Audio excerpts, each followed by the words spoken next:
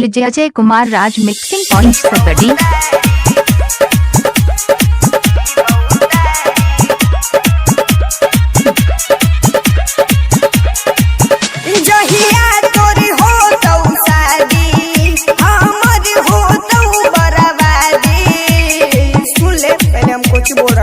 उल्टा पुल्टा मत बोल। DJ Ajay Kumar Raj mixing point सबड़ी। थोड़े थोड़े जाइबौ मारी तोरा याद में नो तले हई सुन तोरा याद में गे छोड़ी हम पीबौ तारी। अगमय नो रे तू भूल के भी मत पिए। तोरा याद में गे छोड़ी रोजे रोजे पीबौ तारी। तारी बहुत खराब हुआ है रे। DJ Ajay Kumar Raj mixing point अच्छा सबड़ी। इतने हमर चिंता तो बोल हमरे से सदिया कर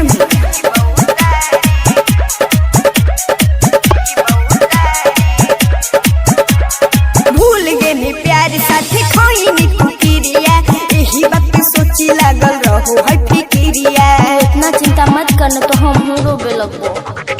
हमारा ला छोड़ा पहले तू ही जरूरी कि अब न गलत पूछो हको मजबूर। हमरा बुझे नहीं गे छोड़ी तू अनारी तोरा याद में नो नो आगे सुन तोरा याद में गे छोड़ी हम पीबौ तारी। अरे दिमाग में सना गेल की रे। आगे तोरा डीजे अजय याद कुमार में गे राज छोड़ी मिक्सिंग एक पॉइंट लोटा सबड़ी। पीबौ तारी। बतियाने न मालूम देख लिए एक दिन पछताएंगे। दिल के दर्द पे है दवाइए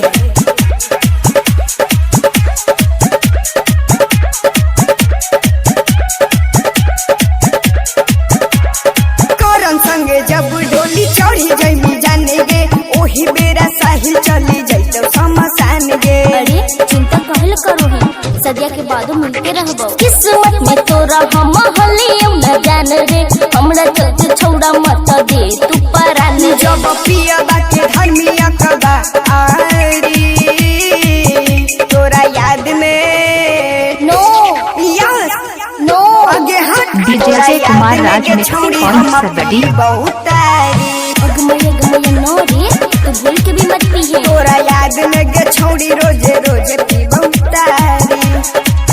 DJ Ajay Kumar Raj mixing point सबड़ी।